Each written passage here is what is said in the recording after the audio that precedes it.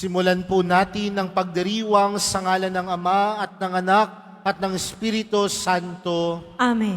Ang pagpapala ng ating Panginoong Hesukristo, ang pag-ibig ng Diyos Ama at ang pakikipagkaisa ng Espiritu Santo naway sumainyong lahat. At sumaiyo rin. Mga minamahal kong mga kapatid, nahayag sa salmong tugunan ng buod na mga pagbasa sa araw na ito. Mapapalad ang maasa sa Panginoon tuwina. Sa Diyos ba natin inilalagak ang ating pag-asa at pagtitiwala o sa kasalukuyan, sa ibang tao, sa mga hula o sa katanyagan? Manalangin tayong gabayan ng Panginoong may kapal ang ating mga pinahalagahan sa buhay. At upang tayo po ay maging karapat-dapat gumanap sa banal na pagdiriwang na ito, alalahanin po natin ang ating mga pagkukulang at nagawang pagkakasala at buong kababaang loob tayong humiling ng awa at pagpapatawad mula sa Diyos.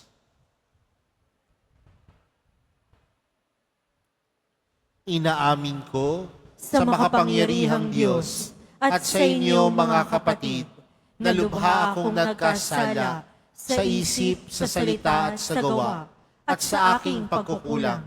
Kaya isinasamo ko sa mahal na Birheng Maria, sa lahat ng mga anghel at mga banal, at sa inyo mga kapatid, na ako'y panalangin sa Panginoong ating Diyos. Kaawaan tayo ng makapangyarihang Diyos, patawarin tayo sa ating mga kasalanan, at patnubayan tayo sa buhay na walang hanggan. Amen. Panginoon, kaawaan mo kami. Panginoon, kaawaan mo kami. Kristo, kaawaan mo kami. Kristo, kaawaan mo kami. Panginoon, kaawaan mo kami. Panginoon, kaawaan mo kami.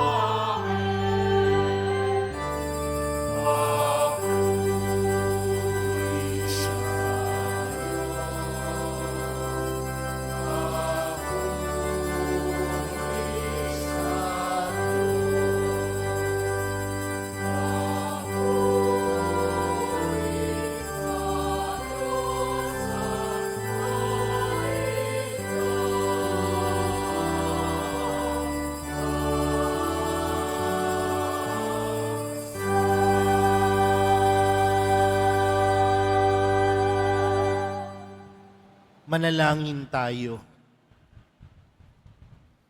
Ama naming makapangyarihan, pinangangatawanan mong manahan sa mga may loobing tapat at maasahan. Sa kagandahang loob mo, kami naway makapamuhay bilang mga mapalad na maging iyong tahanan.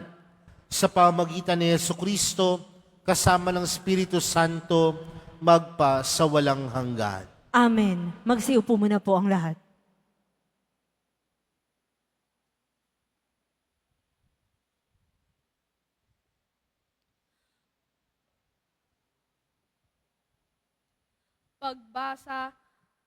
Pagbasa mula sa aklat ni Propeta Jeremias. Ito ang sinasabi ng Panginoon. Parurusahan ko ang sinumang tumatalikod sa akin at nagtitiwala sa kanyang kapwa.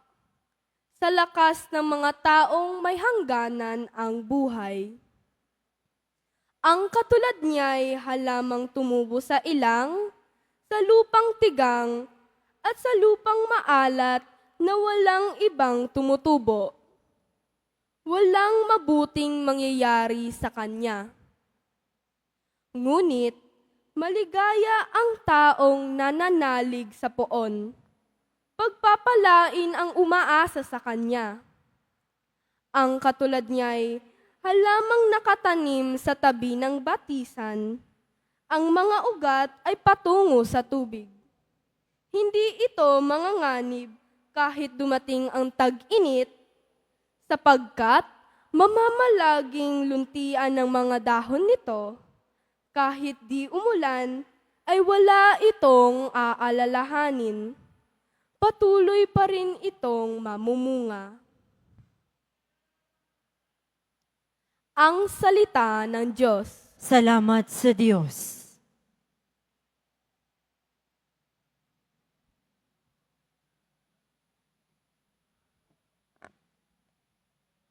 Mapalad ang umaasa sa Panginoon tuwina. Mapalad ang umaasa sa Panginoon tuwina. Mapalad ang taong hindi naaakit niyong masasama, upang sundan niya ang kanilang payot maling halimbawa. Hindi sumasama sa sinumang taong ang laging adhikay, pagtawanan lamang at hamak-hamakin ang Diyos na dakila. Nagagalak siyang laging magsaliksik ng banal na aral. Ang utos ng poon siyang binubulay sa gabi at araw. Mapalad ang umaasa sa Panginoon tuwina. Ang katulad niya'y isang punong kahoy sa tabing batisan. Sariwa ang dahot, laging namumunga sa kapanahunan. At anumang gawin ay nakatitiyak na magtatagumpay. Mapalad ang umaasa sa Panginoon tuwina. Ngunit ibang-iba ang masamang tao. Ipa ang kawangis. Siya'y natatangay at naipapadpad kung hangin ay umihip. Sa taong matuwid ay Panginoon ang siyang mag-iingat. Ngunit kailanman ang mga masama ay mapapahamak. Mapalad ang umaasa sa Panginoon tuwina.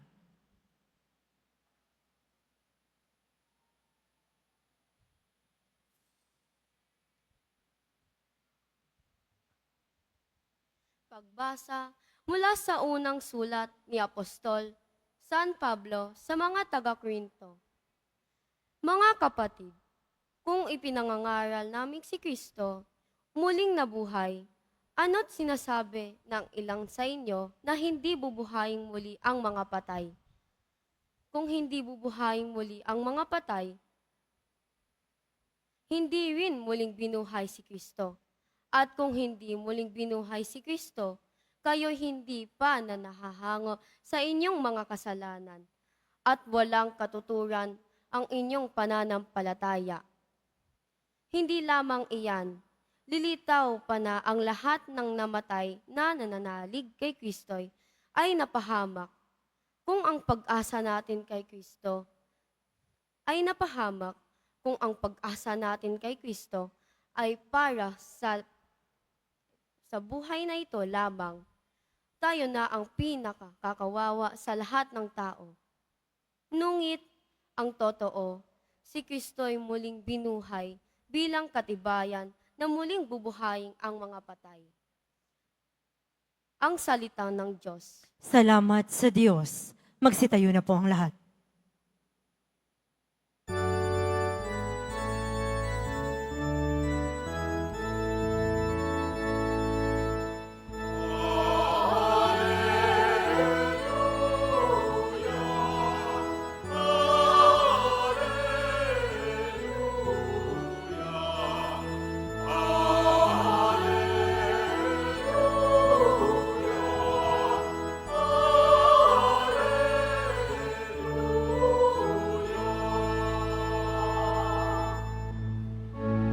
Magalak kayo't magdiwang,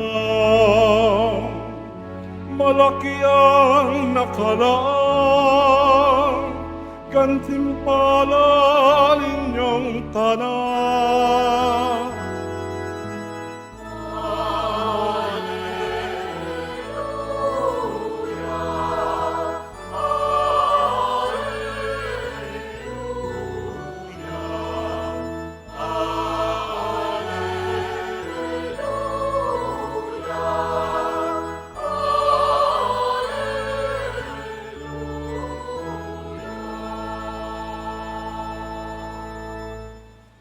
Sumainyo ang Panginoon. At sumairin. Ang mabuting balita ng Panginoon ayon kay San Lucas. Papuri sa iyo, Panginoon. Noong panahong iyon, bumaba si Jesus kasama ang 12 at tumayo siya sa isang patag na lugar. Naroon ang marami sa kanyang mga alagad at ang napakaraming tao buhat sa Judea at Jerusalem at sa mga bayan sa baybaying dagat ng Tiro at Sidon. Tumingin si Jesus sa mga alagad at kanyang sinabi, "Mapalad kayong mga dukha, sapagkat ang Diyos ang maghahari sa inyo. Mapalad kayong mga nagugutom ngayon, sapagkat kayo'y bubusugin. Mapalad kayong mga tumatangis ngayon, sapagkat kayo'y magagalak. Mapalad kayo kung dahil sa anak ng tao'y kayo'y kinapopuotan, ipinagtatabuyan at inaalimura ng mga tao, at pati ang inyong pangalan ay kinasusuklaman. Magalak kayo at lumukso sa tuwa kung ito'y mangyari, sapagkat malaki ang inyong gantimpala sa langit. Gayon din ang ginawa ng kanilang mga ninuno sa mga propeta. Ngunit sa aba ninyong mayayaman ngayon, sapagkat nagtamasa na kayo ng kaginhawaan. Sa aba ninyong mga busog ngayon, sapagkat kayo'y magugutom. Sa aba ninyong nagsisitawa ngayon, sapagkat kayo'y magdadalamhati at magsisitangis. Sa aba ninyo, kung kayo'y pinupuri ng lahat ng tao, sapagkat gayon din ang ginawa ng kanilang mga ninuno sa mga bulaang propeta. Mga kapatid, ang mabuting balita ng Panginoon. Pinupuri ka namin, Panginoong Hesukristo. Magsiupo muna po ang lahat. Magandang umaga po sa inyong lahat. Pwede bang batiin ang katabi ng magandang umaga? Mga kapatid, tayo pong lahat ngayon ay nagkakatipon bilang isang mag-anak ng Diyos sa pagdiriwang ng banal na Eukaristiya. At sa pagdiriwang natin ngayon, magandang tingnan at magandang magpasalamat sa Diyos sa lahat ng mga pagpapala at kabutihan ng Diyos na binubuhos sa ating buhay. Kaya bigyan po natin ng papuri, parangal ang atin pong mahal na pong Jesus Nazareno.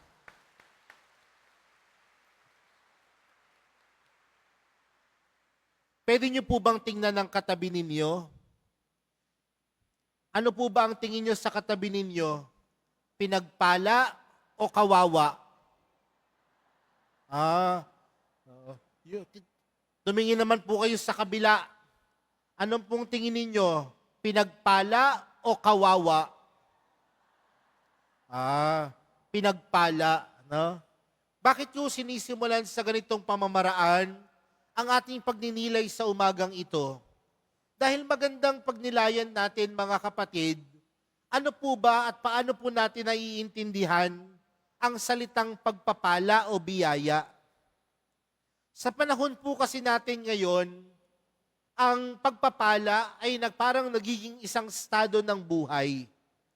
Ano pong ibig sabihin nito? May mga pagkakataon na kapag sinabi natin, ang taong yang pinagpala, ibig sabihin po nun, ang taong yan ay nakakaangat-angat sa buhay. Tama po ba? Pag sinabi natin, alam mo, napaka pinagpala mo. Nasa iyo na ang lahat eh.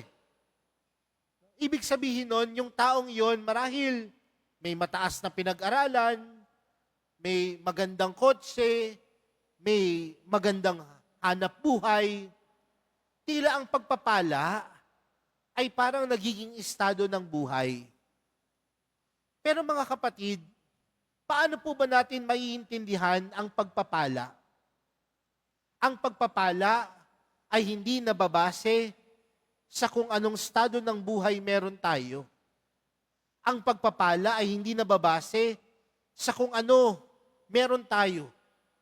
Mataas man ang iyong pinag-aralan, marami ka mang ari-arian, maganda man ang iyong hanap buhay, hindi doon nababase ang pagpapala. Ngunit ang tunay na pagpapala ay nakakamit sa isang taong nasa puso ang mahal na pong Jesus Nazareno. Kaya nga kung ikaw gusto mong pagpalain ang iyong buhay, damin mo sa iyong puso ang Diyos. Damin mo sa iyong puso ang mahal na pong Jesus Nazareno. At masasabi kong, ikaw ay pinagpala. Ang taong pinagpala, hindi ang pagkakaroon ng maraming bagay sa mundo, kundi ang taong pinagpala, nasa puso si Jesus. Tingnan niyo po ulit yung katabi ninyo. Pinagpala o kawawa? Sabi po sa ating unang pagbasa, mula po kay Propeta Jeremias, sabi niya po dito, no, ang parurusahan ko ang sino mang tumalikod sa akin at nagtitiwala sa kanyang kapwa. Ang lakas ng mga taong may hangganan ang buhay. Ngunit ang pagpapalain, sabi ni Propeta Jeremias, ay ang mga taong nasa kanilang puso ang Diyos. Ibig sabihin, ang tunay na pagpapala hindi nakukuha sa ibang tao. Ang tunay na pagpapala ay hindi nakukuha sa ibang mga bagay. Bagkus, mga kapatid, ang tunay na pagpapala nakukuha lamang at pinagkakaloob ng Diyos. Kaya nga, sino ang mga kawawa? Ang mga taong kumukuha ng pagpapala hindi sa Diyos. Kaya kung gusto mong maging kawawa, humingi ka ng pagpapala hindi sa Diyos. Pero kung gusto mong ikaw ay pinagpala, saan ka kukuha ng pagpapala? Saan po? Parang, saan ho? Sa Diyos. Dahil ang pagpapala, nagmumula lamang sa Diyos. Pero mga kapatid, tandaan po natin, madali naman talagang sabihin na ang pagpapala ay nagmumula sa Diyos. Pero dapat nating maisalang-alang na sa hingi natin ng pagpapala mula sa Diyos, kaakibat nito ay ang paniniwala natin at pagtitiwala lagi sa Diyos. At ano pong ibig sabihin nito mga kapatid? Kung tayo ay naniniwala at nagtitiwala sa Diyos, ibig sabihin, alam natin na sa Diyos lamang nagmumula ang tunay na pagpapala. At paano natin mapagtatanto ito? Kung buo ang ating pagtitiwala sa kapangyarihan at kakayanan ng Diyos. Alam niyo po, ito madalas ko ho itong may kwento. Minsan ho may nagpa-bless ho sa akin ng bahay. At ang pinabless hong bahay sa akin, bahay daw ng baboy. Kaya sabi ko, magpapabless ho ng bahay ng baboy. Kaya sinamahan ko po itong lalaki na ito. Pagpunta ho namin doon sa bahay, sabi niya sa akin, Father, ito na po ang bahay ng baboy. Sabi ko sa kanya, hindi naman ho bahay ng baboy yan eh. Bahay niyo po yan. Sabi niya sa akin, mukha ho kasing bahay ng baboy. Pagpasok ho namin sa bahay nila, may 8 natutulog sa napakaliit na bahay. Sabi ko, ilan po kayong nakatira dito? Sabi ni tatay, Father, 16 po. Sabi ko, 16, kasya ho kayo dito? Sabi sa akin nung tatay, shifting po. Iba ho ang natutulog sa umaga at iba ang natutulog sa gabi. Pagkatapos humabasbasan yung bahay, si tatay po, binuksan yung maliit na cabinet. Inabot po sa akin yung isang bote na puno ng barya. Sabi niya, Father, sabi ko, ay, wag na po, okay na po ako. Sapat na ho na mabasbasan po natin itong bahay ninyo. Pinagpilitan niya po, Father, ito po. Sabi ko, wag na ho, tay. Sabi niya sa akin, Father, hindi naman ho yan para sa inyo. Ipangtulong po ninyo. Kaya nga nung pauwi ho ako ng parokya, sabi ko sa sarili ko, huwag ka kasing assuming. Hindi naman pala sa iyo yun eh. Pero makalipas ang ilang araw, bumalik ho ulit si tatay at nagkaroon ho ako ng pagkakataon na makausap siya. Si tatay po ay nagpe-pedicab. Ang kanyang asawa po ay kumukuha ng labada. 4 po ang kanilang anak. At yung kanyang mga anak, hindi ho rin ho madalas may trabaho. Pero sabi niya po sa akin, alam mo, Father, mahirap ang buhay. Minsan ho, malungkot ho ang buhay. Pero alam niyo po, napaglalagpasan po namin ang lahat ng pagsubok ng buhay. Dahil kailanman, alam namin na hindi kami pababayaan ng Diyos. Alam namin na kailanman, hindi kami iiwan ng Diyos. Kaya nga ho, sabi niya sa akin, alam niyo, Father, buo ang aking pagtitiwala na kasama ko at kasama ng pamilya ko ang Diyos. Nung sinabi niya sa akin yon, nasabi ko na lang sa sarili ko, ito ang taong tunay na pinagpala. Ang pagpapala, hindi nakukuha sa material na bagay. Ang pagpapala, sa Diyos lamang nagmumula. Higit sa lahat, kung sasamahan ng malakas at malalim na pagtitiwala. Kaya mga kapatid, sa pagpapatuloy po ng ating banal na misa para sa araw na ito, magandang tingnan na sa kabila ng napakadaming pagsubok ng buhay natin, sa kabila ng napakarami nating hinaharap na pagsubok, hirap, pinagpala pa din tayo. Bakit? Dahil nasa puso ang Diyos. At kung nasa puso ang Diyos, tunay tayong pagpapalain kung ito'y may kaakibat na pagtitiwala. Mga kapatid, ipanalangin natin na huwag tayong maging kawawa. Ipanalangin natin na tayo ay maging at magkaroon ng tunay na pagpapala. Amen. Magsitayo na po ang lahat.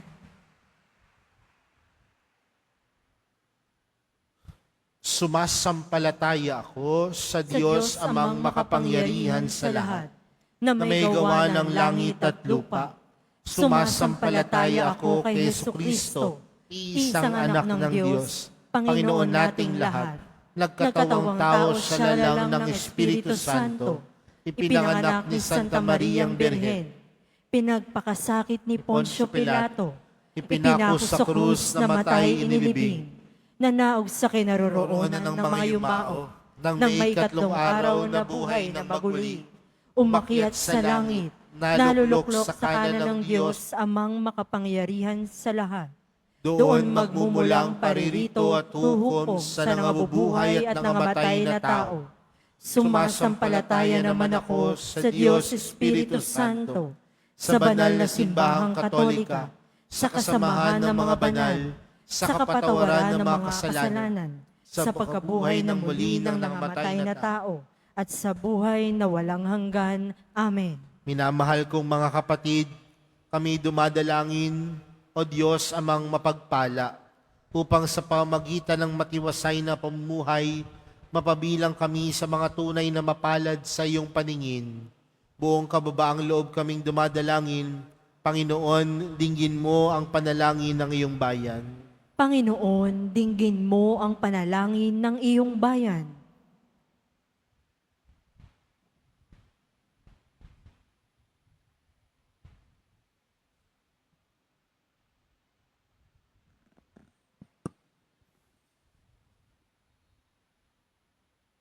Para sa mga pastol ng simbahan, patuloy nawa silang lumapit sa iyo, Ama, na siya nagpapalakas sa kanila upang magampanan nila ang kanilang tungkuling, maglingkod ng may integridad. Manalangin tayo. Panginoon, dinggin mo ang panalangin ng iyong bayan. Para sa mga nagnanais na maglingkod sa aming bayan, biyayaan mo nawa sila ng karunungan, integridad at katapatan. Matupad ang kanilang mga adhikan, lalong-lalo na yaong mga para sa lubos na may hirap. Manalangin tayo. Panginoon, dinggin mo ang panalangin ng iyong bayan.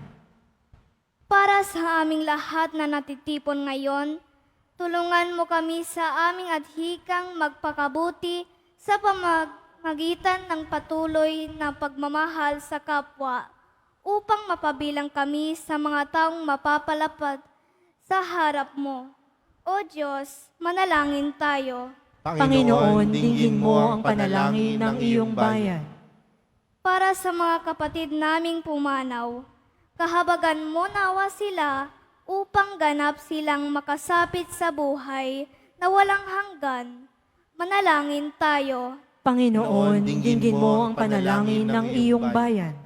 Sa ilang sandali ng katahimikan, ating ipanalangin ang iba pang mga pangangailangan ng ating pamayanan, gayon din ang mga intensyon na inialay sa ating misa sa araw na ito, at isama rin natin ang ating mga pansariling kahilingan. Manalangin tayo. Panginoon, dinggin mo ang panalangin ng iyong bayan. Ama, pakinggan mo ang mga panalangin ng iyong kawan na patuloy na umaasa sa iyong walang hanggang awa. Sa pamagitan ng aming mga panalangin, maalala nawa naming tunay kaming pinagpala sapagkat nariyan lagi para sa amin si Jesucristong anak mo at aming Panginoon. Amen. Magsiupo muna po ang lahat.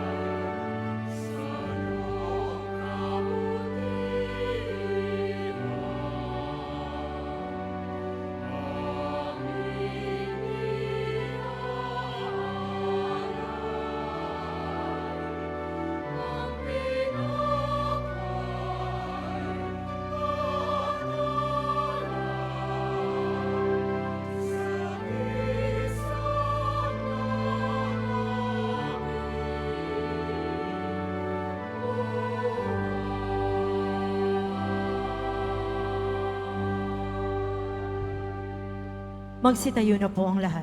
Manalangin po kayo mga kapatid upang ang paghahain natin ay kalugdan ng Diyos amang makapangyarihan. Tanggapin nawa ng Panginoon itong paghahain sa iyong mga kamay, sa kapurihan niya at karangalan, sa ating kapakinabangan at sa buong sambayanan niyang banal. Ama naming lumikha, kami naway dalisayin at panibaguhin ng aming gaganaping paghahain. Kami naway itaguyod ng gagawin naming ito sa pagdanais naming sundin ng loob mo sa pamagitan ni Jesucristo kasama ng Espiritu Santo magpa sa walang hanggan. Amen. Sumainyo ang Panginoon. At sumairin, Itaas sa Diyos ang inyong puso at diwa. itinaas na namin sa Panginoon. Pasalamatan natin ng Panginoong ating Diyos. Marapat na siya ay pasalamatan. Ama naming makapangyarihan, tunay ngang marapat na ikaw ay aming pasalamatan. Nasa iyong aming buhay, pagkilos at pag-iral.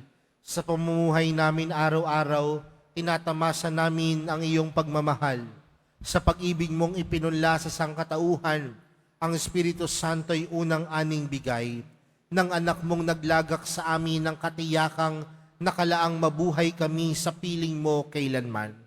Kaya kaysa ng mga anghel na nagsisiawit ng papuri sa iyo, nang walang humpay sa kalangitan, kami nagbubunyi sa iyong kadakilaan.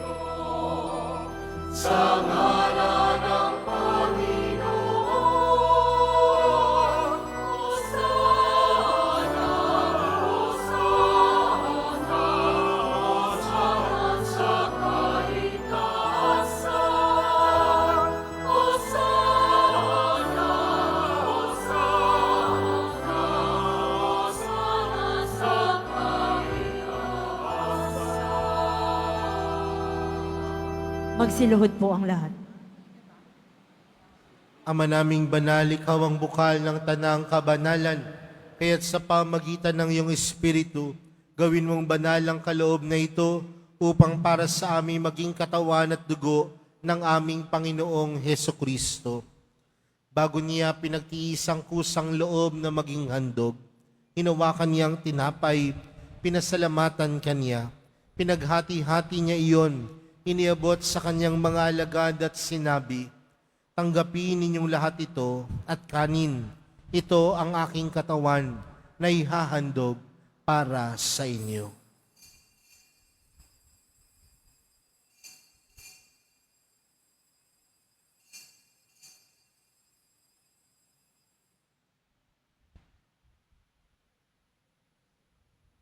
Gayon din naman noong matapos ang hapunan, hinawakan niya ang kalis, muli kanyang pinasalamatan. Iniabot niya ang kalis sa kanyang mga alagad at sinabi, tanggapin ninyong lahat ito at inumin. Ito ang kalis ng aking dugo, ng bago at walang hanggang tipan. Ang aking dugo na ibubuhos para sa inyo at para sa lahat, sa ikapagpapatawad ng mga kasalanan. Gawin niyo ito sa pag-alala sa akin.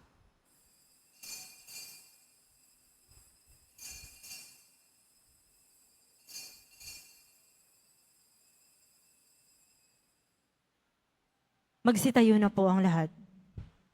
Ipagbunyi natin ang misteryo ng pananampalataya. Si Kristo'y namatay, si Kristo'y nabuhay, si Kristo'y babalik sa wakas ng panahon. Ama, ginagawa namin ngayon ang pag-alala sa pagkamatay at muling pagkabuhay ng iyong anak. Kaya't inaalay namin sa iyong tinapay na nagbibigay buhay at ang kalis na nagkakaloob ng kaligtasan. Kami nagpapasalamat dahil kami iyong minarapat na tumayo sa harap mo para maglingkod sa iyo. Isinasamo namin kaming magsasalo-salo sa katawan at dugo ni Kristo ay mabuklod sa pagkakaisa sa pamagitan ng Espiritu Santo. Ama, lingapin mo ang iyong simbahang laganap sa buong daigdig. Puspusin mo kami sa pag-ibig kay San Francisco na aming Papa at ni Jose na aming Obispo at ng Tanang Kaparian. Alalahanin mo rin ang mga kapatid naming nahimlay nang may pag-asang sila'y muling mabubuhay, gayon din ang lahat ng mga pumanaw. Kaawaan mo sila at patuloyin sa iyong kaliwanagan. Kaawaan mo at pagindapatin kaming lahat na makasalo sa iyong buhay na walang wakas. Kaysa ng mahal na Birheng Maria na ina ng Diyos, ng kabiyak ng puso niyang si San Jose, kaysa ng mga apostol at ng lahat ng mga banal na namuhay dito sa daigdig ng kalugod-lugod sa iyo. May pagdiwang nawa namin ng pagpupuri sa ikararangal mo sa pamagitan ng iyong anak na aming Panginoong Hesukristo. Sa pamagitan ni Kristo, kasama niya at sa Kanya, ang lahat ng parangal at papuri ay sa iyo, Diyos amang makapangyarihan, kasama ng Espiritu Santo, magpa sa walang hanggan.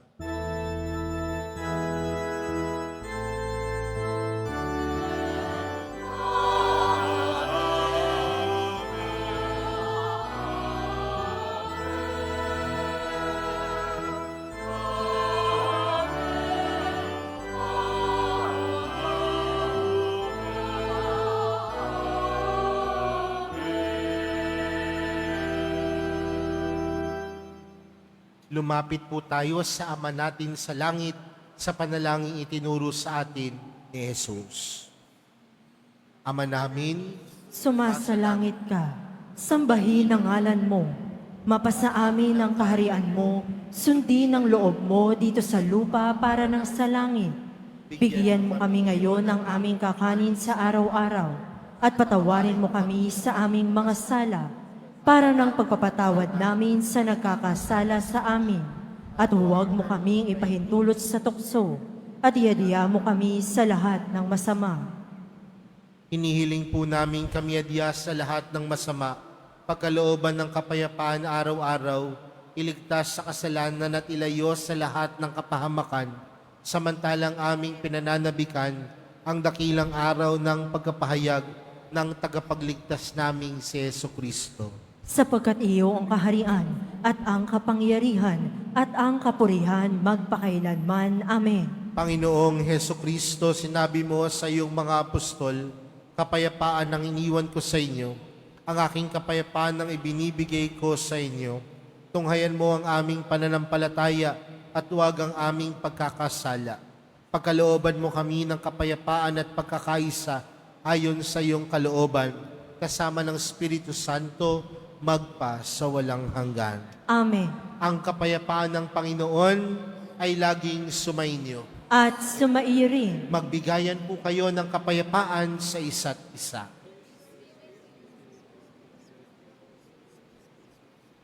Kordero ng Diyos, na nag-aalis ng mga kasalanan ng sanlibutan, maawa ka sa amin. Kordero ng Diyos, na nag-aalis ng mga kasalanan ng sanlibutan, maawa ka sa amin. Kordero ng Diyos, na nag-aalis ng mga kasalanan ng sanlibutan, ipagkaloob mo sa amin ang kapayapaan. Magsiluhod po ang lahat.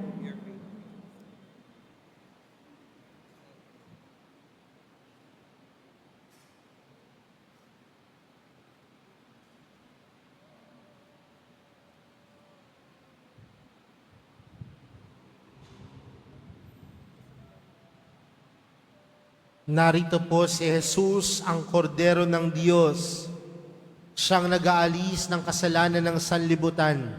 Mapalad ang mga inaanyayahan sa kanyang piging. Panginoon, hindi ako karapat-dapat na magpatuloy sa iyo, ngunit sa isang salita mo lamang ay gagaling na ako.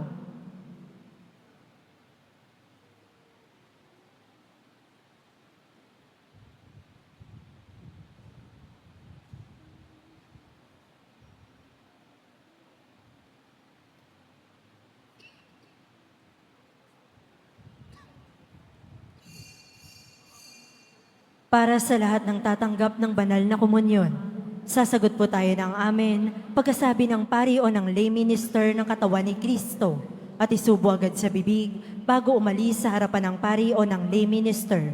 Sumunod po tayo.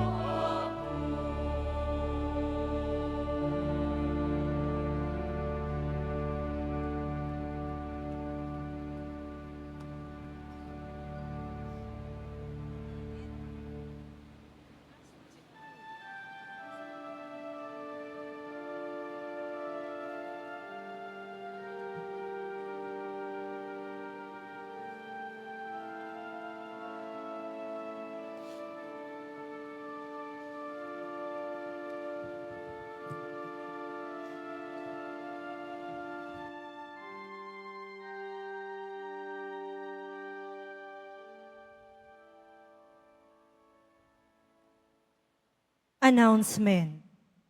Sa lahat po ng may mga lumang palaspas na ginamit noong linggo ng palaspas, maaari nyo na pong dalhin sa simbahan ang mga ito hanggang February 28 at ipinakikiusap na bago dalhin ay alisin na ang ribbon, wires at mga stampita nito. Ito po ay susunugin sa darating na March 4, 2025, Martes, bago ang Miyerkules ng Abo sa March 5, 2025. Mga paalala sa mga nagsisimba. Pagkatapos ng misa, wiwisikan po ang lahat ng banal na tubig. Pinakikiusapan ng lahat na manatili lamang muna sa inyong mga lugar. Tanging sa Quezon Boulevard o sa Plaza San Juan lamang ang labasan ng lahat. Sumunod po tayo. Maraming salamat po sa inyong pagdalaw at pagsisimba sa Basilica Menor at Pambansang Dambana ni Jesus Nazareno. Magsitayo na po ang lahat. Manalangin tayo. Ama naming mapagmahal, kaming pinapagsalo mo sa banal na paikinabang, ay gawin mong laging manabik na pagsaluhan ang kaloob mong ito sa aming ikababuhay sa pamagitan ni Jesucristo kasama ng Espiritu Santo magpa sa walang hanggan. Amen. Sumainyo ang Panginoon. At sumaiyo rin. Mahal na pong Jesus Nazareno, inihayag mo sa pamagitan ng krus ang walang maliw na pag-ibig ng Diyos sa sangkatauhan. Pakinggan mo ang kahilingan, lalo na para sa mga nangangailangan ng iyong tulong at awa. Makamtanawa namin ang iyong kasagutan na may utang na loob na tinatanaw. Basbasan din po ninyo itong mga imahen at dasalan upang lalo kaming manalangin at magtiwala. Sa pamagitan ng bendisyon na ito, naway lalo kaming maging mapaglingkod, masunurin at tapat sa iyo na aming malwalhating Panginoon magpa sa walang hanggan. Amen. At pagpalain po kayong lahat ng makapangyarihang Diyos, Ama, Anak, at ng Espiritu Santo. Amen. Humayo kayong taglayang kapayapaan ng Pong Jesus Nazareno. Salamat sa Diyos.